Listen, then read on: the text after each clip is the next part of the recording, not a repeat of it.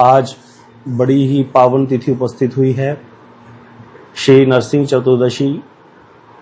सबको बहुत बधाई हो इस तिथि की। आज के दिन ही भगवान श्री नरसिंह देव के रूप में प्रकट होकर के प्रहलाद की रक्षा की और हिरण्यकशिपु का उद्धार किया। और नरसिंह भगवान जो भक्त हैं उनके सारे विघ्नों का नाश करने वाले हैं। जो वैष्णव जन हैं, भजन करने वाले भगवान का वैष्णव जो हैं, उनके जितने भी अनर्थ हैं उनको नाश करते हैं श्री नरसिंह देव भगवान। इसीलिए यद्यपि सारे ही भगवान के अवतार करुणा वर्णाल्य हैं, किसी न किसी प्रकार से कोई विशेष लक्ष्य करके भगवान के अवतार हैं और सभी करुणा से पूर्ण हैं, लेकिन देखा जाता है कि नरसिंह अवतार के पीछे या इनके नरसिंह भगवान के प्रति जो वैष्णव है इनका विशेष पूजा पद्धति रहती है। क्यों? क्योंकि ये सारे जो वैष्णव जन है, भजन करने वाले जन हैं, जो कनिष्ठ वैष्णव होता है उसका भजन में बाधा है, उसके अपराध और उसके अनर्थ, और कोई बाधा देने वाली वस्तु नहीं है। जब तत्व ज्ञान ही हो गया तो फिर भजन करने के लिए रोकने वाली वस्तु क्या है? तत्व ज्ञान हो गया, कृष्ण ही भगवान है, मुझे उनका भजन करना है, संसार माया है, असार है, कोई अपना नहीं है, इस चीज का अनुभव हो जाता है सबको। तो फिर ऐसी कौन सी बात है जो हमको लगने नहीं देती भजन में, या जैसे भजन भगवान का करना चाहिए, सब कुछ परित्याग करके केवल मात्र हरिनाम लेना चाहिए, कथा सुननी चाहिए और धाम परिक्रमा करो, यही सब चीजों में लगे रहो, वैष्णव संग करो, लेकिन इच्छा होने पर भी वैसा नहीं हो पाता। कारण है हमारे अपराध, हमारे अनर्थ, हमारी बाधाएं भक्ति की। तो ये जो बाधाएं हैं इनको दूर करने वाले हैं नरसिंह देव।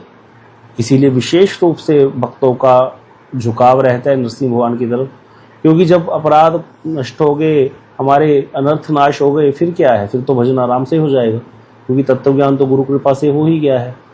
इसीलिए विशेष स्थान रहता है नरसिंह भगवान का। आज के दिन भगवान आविर्भाव हुए श्री नरसिंह देव भगवान। तो कल हम कथा श्रवण कर रहे थे, जैसे कि पूरा हम कथा को क्रम से श्रवण कर रहे हैं। तो संक्षेप में तो कथा इतनी ही है कि भगवान के दो द्वारपाल थे, जय और विजय। इन्होंने क्या किया? सनकादिक ऋषि का अपराध किया। सनकादिक ऋषि का अपराध किया तो सनकादिक ऋषि ने इनको श्राप दे दिया कि तुमको धरती पे जाना पड़ेगा, पृथ्वी लोक पे जाना पड़ेगा, क्योंकि तुम लोग जो हो कुंठित हो। वैकुंठ तो कुंठा से रहित है। तुम लोगों के मन में अभी भी ये अपने प्राय वाला भेद है, तुमने हमें अंदर ही प्रवेश करने दिया वैकुंठ में। तो ऐसा कह करके जब सनकादिक ने श्राप दे दिया तो 3 जन्म तक उनके श्राप को बाधित किया, फिर कि 3 जन्म तुमको जाना पड़ेगा।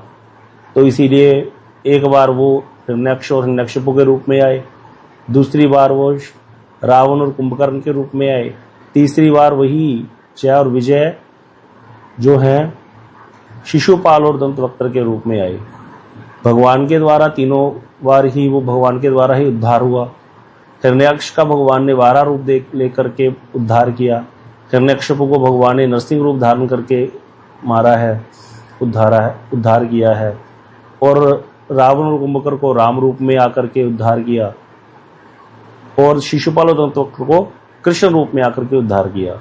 इतना होने पर भी इनका उद्धार क्यों नहीं हुआ था? पहले भी तो भगवान के हाथों ही मारे गए थे। जब भी भगवान के हाथों मारे जाने से तो मुक्ति हो जाती है किसी भी जीव की, और ये तो भगवान के पार्षद थे। तो उसका कारण यही था कि सनकादिक ने जो श्राप की बाधा थी वो 3 जन्म तक निश्चित कर दी थी। इसीलिए ही ये जो है भगवान के द्वारा मारे जाने पर भी दोबारा आए। और चैतन्य लीला में भी ये लोग आए हैं, जय और विजय दोनों। किसी को पता है क्या बन करके आए चैतन्य महाप्रभु जी की लीला? क्योंकि चैतन्य महाप्रभु जी का अवतार, हाँ, चैतन्य महाप्रभु जी का अवतार तो प्रच्छन्न अवतार है, तो भी चैतन्य महाप्रभु जी की लीला में भी ये आए हैं, उसी रूप में आए हैं। जय विजय जो है ये जगाई और मदाई के रूप में आए हैं। तो भगवान ने जैसे प्रण लिया था इस अवतार में अस्त्र ग्रहण नहीं करूंगा, तो इसीलिए बिना ही अस्त्र के, हरिनाम रूपी अस्त्र के द्वारा ही श्री नित्यानंद प्रभु ने इनका उद्धार किया है, जगाई मदाई का। फिर चैतन्य महाप्रभु जी ने भी कृपा की, और दोनों जो जगाई मधाई जिनका नाम लेने से ही लोग जो है कान बंद कर लेते थे, नाम सुनने मात्र से, और जिनके पास से गुजरने से लोग गंगा जी स्नान करते थे। जिनका स्पर्श अगर हो जाए या दर्शन जिनके हो जाए, जिनको कोई कर लेता था, ऐसे दुष्ट थे, तो लोग जाकर के सवस्त्र गंगा जी में स्नान करते थे। ऐसे जगाई मधाई उनका जब उद्धार हो गया महाप्रभु जी के द्वारा, ऐसे भक्त बन गए कि लोग गंगा स्नान करने जा रहे होते थे, रास्ते में जगदानंद और माधवानंद दिख गए तो बस उनको प्रणाम करके कहते हो गया दर्शन, गंगा जी का स्पर्श हो गया, गंगा जी का स्नान हो गया, चलो वापस चलो।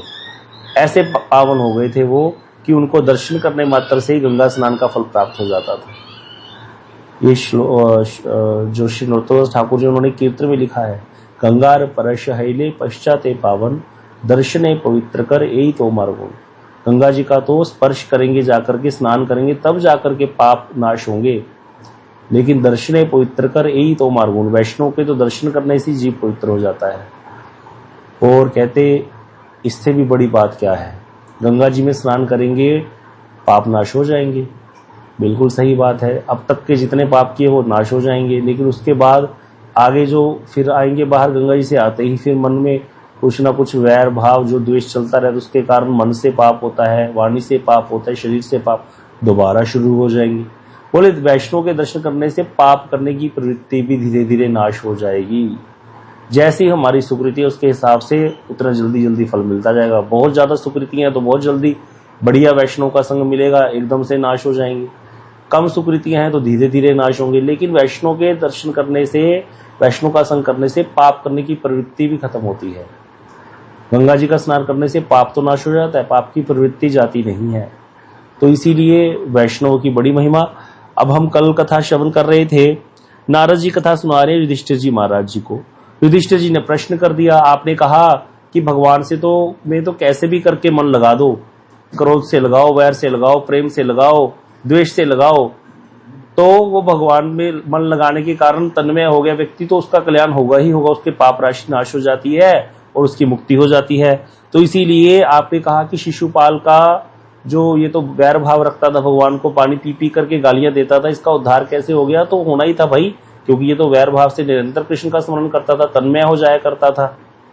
और कहते, और दूसरी बात यह भी है कि ये तो भगवान का द्वारपाल था, ये तो जय विजय थे, सनकादिक ऋषि के श्राप के कारण ही इनको ऐसा होना पड़ा था, असुर बनना पड़ा था। तब फिर वहां युधिष्ठिर जी महाराज जी ने नारद से प्रश्न कर दिया कि मुझे बताओ, ये इसके पीछे तो बड़ी ही सुंदर कोई कथा होगी, ये कैसे हुई थी सारी घटना, मुझे बताइए। फिर नारद जी कथा सुनानी शुरू कर दी। अब जो नारद जी कथा सुनाने लगे तो बता रहे हैं, एक दिन ब्रह्मा जी के मानस पुत्र हैं 4, सनक, सनंदन, सनातन और सनत कुमार।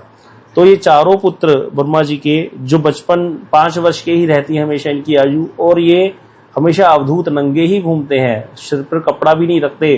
क्यों? क्योंकि हर समय ये कृष्ण कीर्तन करते रहते हैं।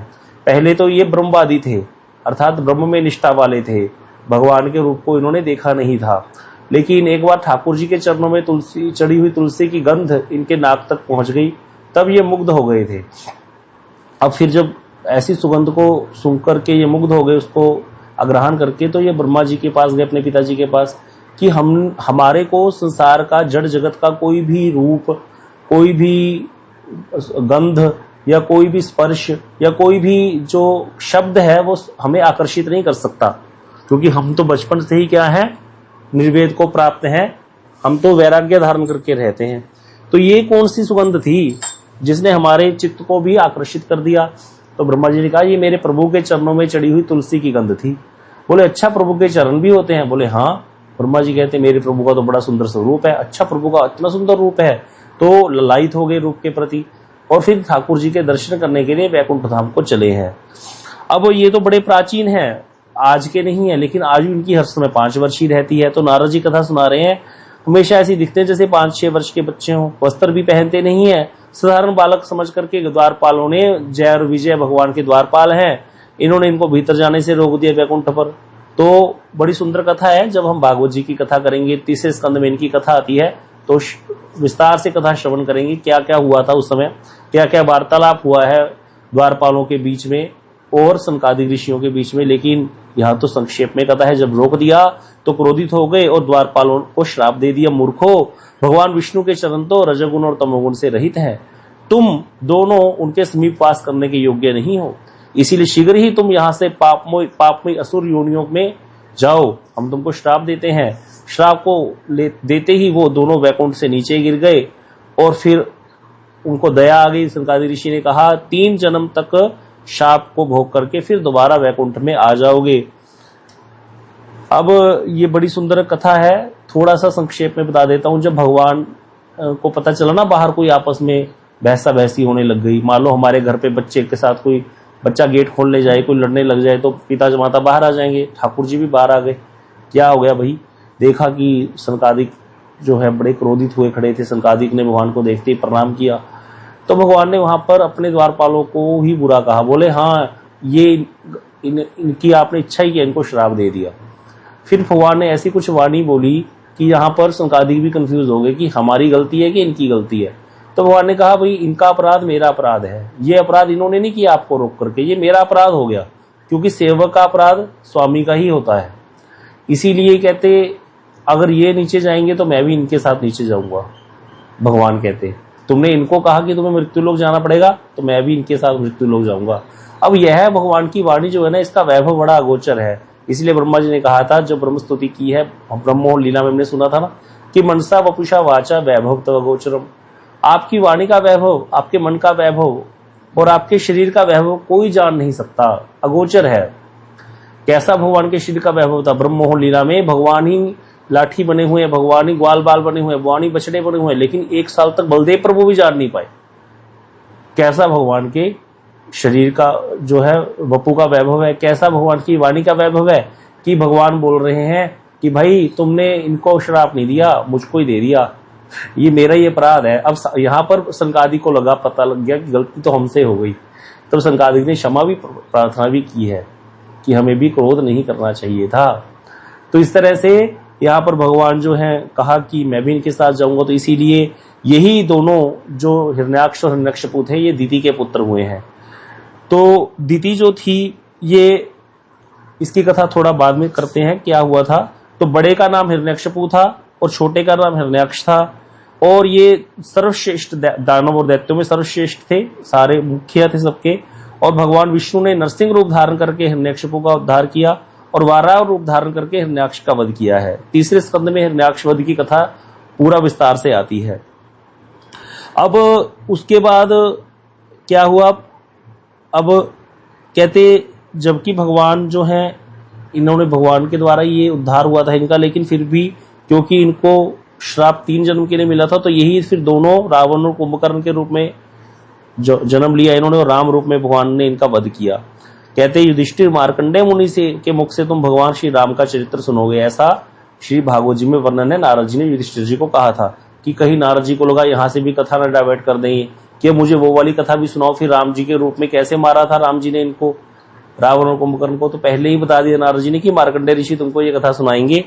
और कहते यही दोनों फिर दोबारा तुम्हारी मौसी के लड़के, अर्थात ये अर्जुन और उनके मौसी के लड़के थे, तो भगवान की बुआ के पुत्र ही हुए। ठीक है बात, कल जो सबने बताया था, ये शिशुपाल और दंतोतर भगवान की बुआ के लड़के लगते थे, क्योंकि अर्जुन और युधिष्ठिर की मौसी के लड़के हैं, तो फिर मतलब अर्जुन भी भगवान की बुआ का बेटा, और बुआ के बेटे आपस में क्या होते हैं, हमारी 3 बुआ है मान लो, तो सारी बुआ के बेटे आपस में मौसी के बेटे होते हैं। तो इसीलिए कह रहे तुम्हारी ये मौसी के बेटे शिशुपाल और दंतोतर बने हैं यही इस जन्म में, और भगवान के चक्कर का स्पर्श प्राप्त होते ही इनके पाप नष्ट हो गए, और वैर भाव के कारण निरंतर चिंतन किया करते थे, इसीलिए इनका उद्धार हो गया। अब जहां पर युधिष्ठिर जी ने फिर प्रश्न कर दिया, कथा में कथा निकले आती है। युधिष्ठिर जी ने प्रश्न कर दिया, भगवान हिरण्यकशिपु ने अपने पुत्र प्रहलाद से इतना द्वेष क्यों किया। देखो ये चीज हमको सिखाती है कि कैसा एक भक्त को होना चाहिए। आगे की आगे कथा निकल रही है, जब तक प्रश्न नहीं होगा तब तक कथा नहीं होगी। जब तक प्रश्न हमारे हृदय में नहीं आएंगे तो हम क्या ही करेंगे। संसार के भोगों में रत व्यक्ति जो है सारा दिन कथा सुनते समय भी ध्यान इधर उधर रहता है। हम लोग कहते हैं हमको कथा याद नहीं होती, क्यों नहीं होती कथा याद? प्रश्न है हमको कथा क्यों याद नहीं होती? क्योंकि हमारा ध्यान ही नहीं है कथा में। हमारा ध्यान संसार में पूरी तरह से लगा हुआ है, पूरी तरह से ओतप्रोत है हम संसार में, इसीलिए हमको कथा याद नहीं होती। अगर थोड़ा सा भी हमें ठाकुर जी के प्रति लगाव हो कि कैसी भगवान ने लीला, ऐसे कैसे हो सकता है कि कथा के प्रति हमें कथा याद ना हो। हाँ, हो सकता है थोड़ा बहुत भूल जाए, लेकिन कथा तो याद होगी, अपने आप होगी। इसीलिए बार बार इन कथाओं को सुनना चाहिए अगर याद नहीं हो रही, क्योंकि यही हमारा साधन है। कल रात कथा सुन रहे थे तो उसमें संत बता रहे थे कि भगवान की कथा स्मरण होना समझो भक्ति आ गई। हर समय भगवान की कथा स्मरण रहे, हर समय, यही हमारा साधन है। तो किसी ने प्रश्न कर दिया, फिर हम तो नाम जप भी करते हैं, आप तो नाम जप पे बड़ा जोर देते हो कि नाम जप करो, नाम जप करो, तो फिर नाम जप का क्या? बोले नाम जप तो है ही साथ में, नाम जप तो करना ही है, लेकिन हमारा चिंतन क्या है? नाम जप करते समय हमारा चिंतन क्या है? चिंतन तो हमारा संसार का ही रहता है। शुरू में कनिष्ठ वैष्णव का नाम अपराध होता है। तो कथा सुनते सुनते इतना कथा से भर लेना है अपने आप को कि अपने आप जो है इंट्रिंसिकली अंदर से ही कथा निकलने लग जाए, हर समय कथा में ही हमारा मन रहे। तो इसीलिए कथा सुनना बड़ा जरूरी है। कथा हमको याद होनी चाहिए, लेकिन याद नहीं होती तो हमारा भी दुर्भाग्य है। धीरे धीरे जैसे हमारे पाप नाश होंगे, अनर्थ दूर होंगे, तो ये कथाएं हमारे हृदय में, ये हमारी अपनी वस्तु है। इसको प्राप्त करने के लिए हमें कोई प्रयत्न नहीं करना पड़ेगा। एक व्यक्ति शीशे के सामने खड़ा है, शीशे पर मिट्टी पड़ी हुई है बहुत ज्यादा, तो वहां पर उसको अपने छवि देखने के लिए शीशे में क्या करना पड़ेगा कि उसकी छवि उसको दर्पण में नजर आ जाए? बताइए। बस उसको जो मिट्टी है उसको हटाना है और कुछ नहीं करना। आगे उसको दर्पण के अंदर प्रवेश करने की जरूरत नहीं है, सामने उसकी छवि तो पहले से ही है। इसी प्रकार हमारे अंदर ये सारी कथाएं हैं, क्योंकि आत्मा तो नित्य बुद्ध है, आत्मा तो नित्य हमेशा निर्मल है, उसने कोई दोष किया ही नहीं। वो हमेशा ही जो है दोष से परे है, गुण युक्त है आत्मा। तो तीनों गुणों से परे है आत्मा। जैसे भगवान निर्गुण वैसी आत्मा निर्गुण। तो जैसे ही हमारे अपराध और अनर्थ नष्ट होंगे तो हमारे स्वरूप की जब हमको प्राप्ति हो जाएगी, तो हम, क्योंकि वैकुंठीय वस्तु ही है, हम भी, हम भगवान के ही अंश है। भगवान ने गीता में बोला, ममे वांशो जीव लोके जीव भूत सनातन, जीव मेरा ही अंश है। तो इसीलिए फिर हमें कुछ करना थोड़ी पड़ेगा। तो ये सारी प्रक्रिया हमारी क्या चल रही है कि हम अपने आप मन को किसी तरह से लगा करके रखें भगवान में। इसीलिए भक्ति के 64 अंग हैं कि एक में मन लगना हट जाए, दूसरा करो पालन, दूसरे से मन उब जाए, तीसरा करो, क्योंकि अभी तो मन संसार में है। इसीलिए बुद्धिपूर्वक मन को लगा करके रखना है। इसीलिए इतनी ऑप्शंस हैं भक्ति मार्ग में। तो यहाँ पर युधिष्ठिर जी ने पूछ लिया कि हिरण्यकशिपु ने अपने पुत्र से इतना द्वेष क्यों किया? क्योंकि प्रहलाद जी को मारने की चेष्टा की थी हिरण्यकशिपु ने, इसीलिए भगवान ने अवतार लिया था। प्रहलाद जी से क्या पूछा था लास्ट में हिरण्यकशिपु ने कि क्या तेरा प्रभु इस खंबे में भी है? तो वहां प्रहलाद जी ने कहा था मेरे प्रभु कहाँ नहीं है। और इतना सुनते ही वो आग बबूला हो गया और उसने खंबे पर जोर से गदा का प्रहार कर दिया और एकदम से भगवान नरसिंह खंबे से ही प्रकट हो गए। तो इस तरह से यहां पर पूछा उन्होंने कि प्रहलाद से इतना द्वेष क्यों किया। तो इस तरह से फिर आगे पूछ रहे हैं कि किस साधन से प्रहलाद इतने भक्त बने थे, ऐसा क्या साधन किया था प्रहलाद ने, वो कथा भी सुनाइए। प्रहलाद से द्वेष क्यों किया हिरण्यकशिपु ने, वो कथा भी सुनाइए। तो नारद जी कहने लगे कि पहले वराह रूप धारण करके भगवान ने हिरण्याक्ष को मार डाला। अब जब भाई मारा गया हिरण्यकशिपु का, हिरण्यकशिपु मरने से बहुत डरता था, तो ये बहुत ज्यादा जल भुन गया। अब ये क्रोध से दांत पीसता हुआ इसने अपनी सभा बुलाई। सभा बुला करके इसके बड़े वो थे, अनुचर थे। जो दुष्ट लोग होते हैं ना, उनके पास अपने आप ही दुष्ट इकट्ठे हो जाते हैं। जो साधु लोग होते हैं उनके पास साधु इकट्ठे हो जाते हैं। ये तो देखा जाता है। कोई बच्चा जैसी वृत्ति का होगा, जैसी क्लास में प्रवेश करता है ना, मान लो नए स्कूल में एडमिशन हुई है, अपने जैसी टोली ढूंढ लेगा अपने आप, पता नहीं लगे, आप हैरान हो जाओगे इस चीज को। टीचर बोलते होते थे हमारे, कहते हमें ये समझ नहीं आती चंडाल चौकड़ी इकट्ठी कैसे हो जाती है 1 मिनट में, पता नहीं चलता कैसे अपने आप वो वृत्तियां, एक जैसी वृत्ति वाले लोग अपने आप इकट्ठे हो जाते होते हैं, देख लेना आप। तो इसीलिए कहते क्या हुआ कि उसने हयग्रीव और ये द्रिमुद, ये सारे उसके अनुचर हैं, शंबर, शतबाहु, पाक, इलवल, विप्रचित्ति, प्लोमा, शकुन, इन सबको बुला लिया। बोला दैत्यो दानवो, अरे तुमको पता ही है कि मेरे भाई का हिरण्याक्ष का वध कर दिया विष्णु ने। यह तो देवताओं दैत्यों के प्रति बड़ा समान भाव रखता था, पता नहीं क्या देवताओं ने इसको थोड़ा रिश्वत इत्यादि दे करके दौड़ धूप करके इसको अपनी तरफ कर लिया है। पहले तो विष्णु बड़ा अच्छा था, शुद्ध था, निष्पक्ष था, लेकिन अब माया से वराह आदि रूप धारण करने लग गया। 12 रूप धारण करके इसने क्या किया कि मेरे भाई को ही मार डाला। जैसे बच्चे को कहते हैं कुछ थोड़ा सा कुछ खिला पिला दे, बच्चे उसी का नाम लेने लग जाते हैं। इसी प्रकार इसका भी चित्त स्थिर नहीं है। अब कहते मैं इसका गला काटूंगा विष्णु का, अब इसको छोड़ूंगा नहीं मैं। अब कहता देखो विष्णु जो है ये मोटा कैसे हो रहा है, विष्णु का बल किससे बढ़ता है, विष्णु का बल बढ़ता है कहता धर्म से। और धर्म की जड़ क्या है? बोले ब्राह्मण, और जो ब्राह्मण इत्यादि धर्म इत्यादि करते हैं, जो द्विजाति, तीनों जातियों को द्विजातियां कहा गया है। कौन कौन सी? ब्राह्मण, क्षत्रिय और वैश्य। तो तीनों जातियां द्विजातियां हैं। तो कहते हैं ये द्विजातियों के जितने कर्म है ना, धर्म कर्म, यज्ञ है और धर्म इनका स्वरूप है, इनको बंद करा दो, क्योंकि इससे ही विष्णु मोटा होता है। विष्णु खा खा के यज्ञ का भाग लेता है और मोटा होता जा रहा है। देवता, ऋषि, पितृ, समस्त प्राणी, सारे धर्म का, सारों का आश्रय यही है। इसीलिए जहां कहां भी किसी देश में ब्राह्मण है, गाय है, वेद है, वर्णाश्रम धर्म प्रणाली है, धर्म कर्म हो, उस जाके उन देशों में जाओ और वहां को जला दो और उजाड़ डालो। तो देख लो आप क्या हो रहा है संसार में। अभी कलयुग है, जैसे जैसे कलयुग बढ़ता जाएगा वर्णाश्रम प्रणाली नष्ट हो जाएगी। जितना किसी देश में वर्णाश्रम प्रणाली की व्यवस्था है बढ़िया तरीके से, उतना ही वो समृद्ध माना जाएगा, उतनी उस देश की संस्कृति फलेगी फूलेगी। आप सोचो, कोई प्रश्न का इसका उत्तर दे सकता है कि हिंदू, कितना सनातन पर अत्याचार हुआ हिंदुओं पर, कि 1 लाख हिंदुओं को मार करके औरंगजेब तब जल ग्रहण करता था। जनेऊ से कुएं भर गए थे अयोध्या में, जनेऊ काट काट करके सुन्नत कर दी गई थी। तब पर भी इतने हिंदू हैं और इतने समृद्ध हैं। किसी जो है स्पीशीज पर इतना अत्याचार हुआ हो तो उनको तो उठने में ही इतना समय लग जाता है। लेकिन आज का हिंदू देखो, आज मुगलों के कारण ही तो मुसलमान यहाँ आए थे। मुसलमानों की क्या दशा है भारत में भी देखा जाए। जितने छोटे काम है पहले तो यही लोग कर रहे थे, अभी थोड़ा आगे बढ़ गए हैं समय के अनुसार, जैसे इनको बढ़ोतरी देगी अन्य अन्य सरकारों ने। लेकिन देखा जाए तो ये लोग तो हमारी बराबरी के नहीं है। क्यों नहीं है? उसका कारण क्या है? क्योंकि धर्म, वर्णाश्रम धर्म का पालन करने वाली है ये सनातन संस्कृति जो हमारी। और जितना सनातन संस्कृति का हम पालन करेंगे उतना ही समृद्धि अपने आप आएगी चल करके। धर्मो रक्षति रक्षतः, धर्म ही रक्षा करता है, धर्म ही हमें समृद्धि देता है। इसीलिए जहां भी ब्राह्मण है, गाय है, जहां गाय की पूजा है, गाय की सेवा है, वेद की रक्षा है, जहां पर वर्णाश्रम धर्म का पालन हो रहा है, यहाँ पर ये सारे धर्म कर्म इत्यादि हो रहे हैं, जहां भक्ति का याचन हो रहा है, बोले वहां पर कभी भी ये महामारियां, ये चीजें नहीं हो सकती। अब ये दुष्ट लोग क्या करते हैं, यवन लोग या ये असुर इत्यादि, ये उन्हीं जगहों पर जाकर के बाधा करते हैं। तो दैत्य तो स्वभाव से ही क्रूर होते हैं, वो तो चाहते थे आदेश दे और हम काम शुरू करें। इन्होंने जाकर के सब जगह अहीरों की बस्तियां, किसानों की बस्तियां, ऋषियों के आश्रम, सब जगह नगर जला डाले। बड़े बड़े व्यापार के केंद्र, मॉल इत्यादि वहां उस समय भी होते थे, लिखा हुआ है यहाँ पर, बड़े बड़े व्यापार के केंद्र थे, सब जला डाले। और कहते जितने पुल इत्यादि बने हुए थे सब तोड़ दिए, जो है फले फूले जो बगीचे थे नष्ट कर दिए। इस तरह से सारा कुछ जो है पूरा त्राही त्राही कर दी।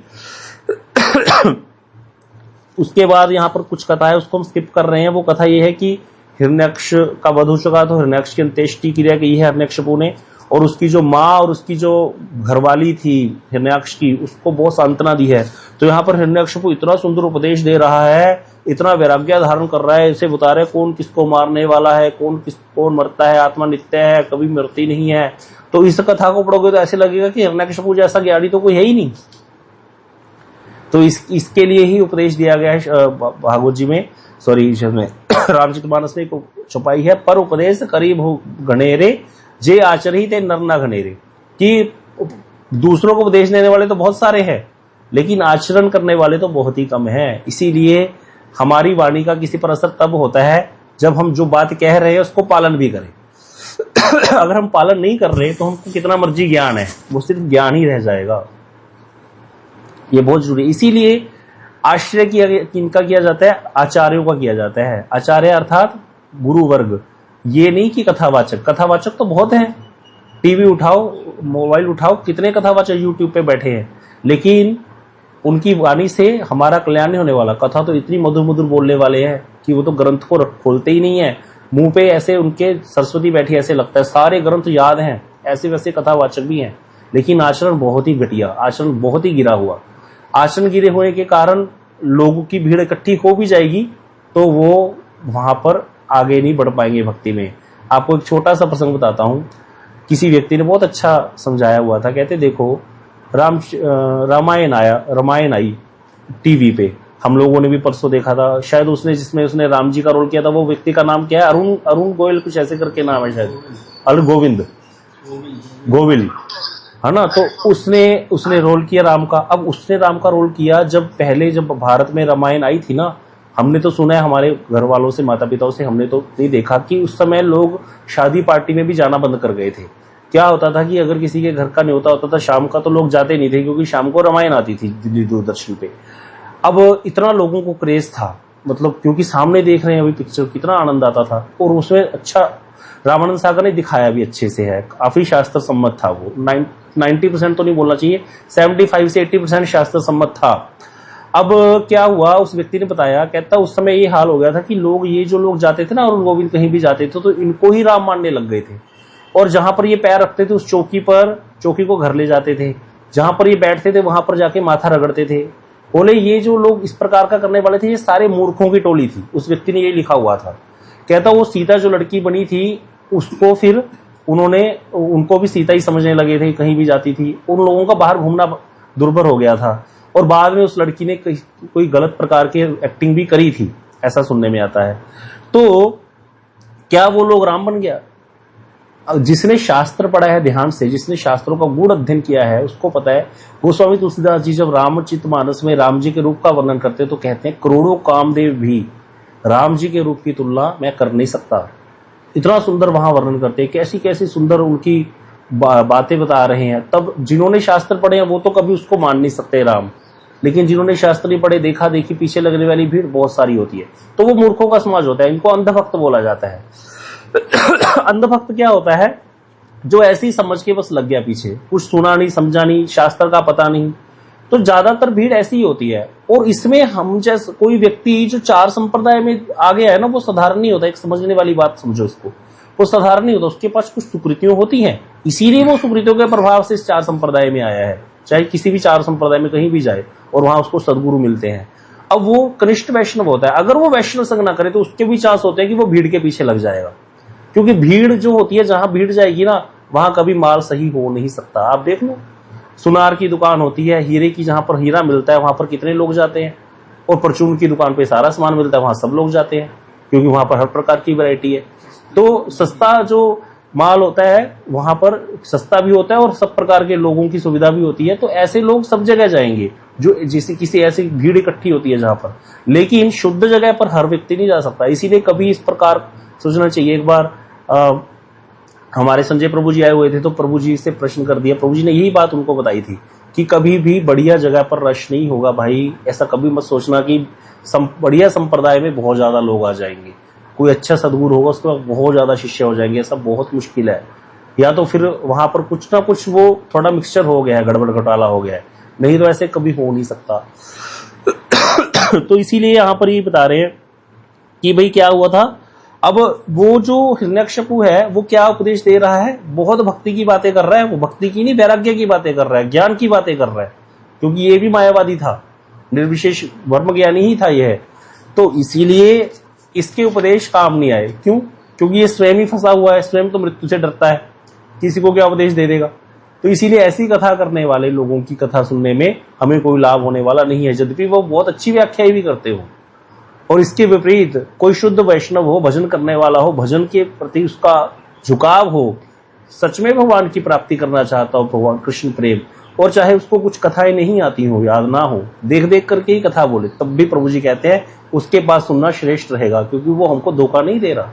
वो दूसरा व्यक्ति तो भीड़ इकट्ठी करने के लिए या संसार में नाम कमाने के लिए या धन इकट्ठा करने के लिए कोई ना कोई कामना तो है ही, या प्रतिष्ठा की, या पूजा की, या लाभ की, कोई ना कोई कामनाएं हैं जिसके कारण वो ऐसी चीजें कर रहा है। इसीलिए यहाँ पर जो है हिरण्यकशिपु का पढ़ लेना अगर समय मिले। दूसरे अध्याय में बहुत सुंदर सप्तम स्कंद में हिरण्यकशिपु बड़ी कथा कर रहा है, बहुत अच्छे से यमराज का वर्णन कर रहा है कि यमराज आ गए थे, एक राजा मारा गया था उशीनर देश का। तो वहां पर यमराज एक छोटा बालक रूप धारण करके आए थे। जब उसकी पत्नियां रो रही थी तो उसको ढांढस बधाया था। तो इतनी सुंदर कथा ऐसी करता है। तो वहां पर कहते हैं कि ये उसकी सारी बातें सुनकर के सब दंग हो गई कि भाई ये तो बड़ा ज्ञानी है, हमारा बच्चा, तो हमारा भाई, हमारा पिता, हमारा पति। उसकी पत्नियां सोच रही है हिरण्यकशिपु की, और कहते हैं इस तरह से उसने कहा भैया तुम शोक मत करो, ये संसार में कौन अपना है कौन पराया है, इसीलिए अज्ञान के कारण ही ऐसा दुर्ग्रह हो रहा है, भेद बुद्धि का और कोई कारण नहीं है। इसीलिए तुम कहते सबने पुत्र शोक त्याग कर दिया। माता ने उसकी हिरण्यकशिपु की इसकी बातें सुन करके और अपना चित्त भगवान में लगा दिया। तो ऐसे चित्त भगवान में लगता नहीं है, बस कहने की बात होती है। कोई जो शुद्ध वैष्णव जब हमें सुनाएंगे कथाएं ये, तभी हमारा चित्त भगवान में लग पाएगा, नहीं तो नहीं लग पाएगा। या फिर हम साधन भजन करें इस तरह से उनके अनुगत्य में रह करके अच्छे से। तो ये कथा हो गई। अब तीसरे स्कंद, सप्तम स्कंद के तीसरे अध्याय की कथा शुरू होती है। अब ये हम शाम को करेंगे कथा, और आगे से जो कथा है वो शाम को इसी प्रकार चलती रहेगी। ये जब तक ये पूरा प्रसंग नहीं पढ़ लेते हम अच्छे से। बहुत अच्छी कथा है, यहाँ पर प्रहलाद जी की बड़ी सुंदर शिक्षाएं आएंगी। तो आज शाम को जो लोग वृंदावन में हैं, मंदिर में अभिषेक होगा रूप सनातन गौड़िया मठ में, सभी आइएगा। शाम को 6:30 बजे अभिषेक है नरसिंह भगवान का। तो उसके बाद ही रात को अनुकल्प इत्यादि होगा। जिनको व्रत किया है, जिन वैष्णव ने, तो आज का व्रत भी है। जो दीक्षित वैष्णव व्रत कीजिए जरूर। और व्रत का नियम वही रहेंगे जो एकादशी में हम करते हैं, खाने पीने के संबंधी जो भी बातें हैं। अभी बोल नरसिंह देव भगवान की जय।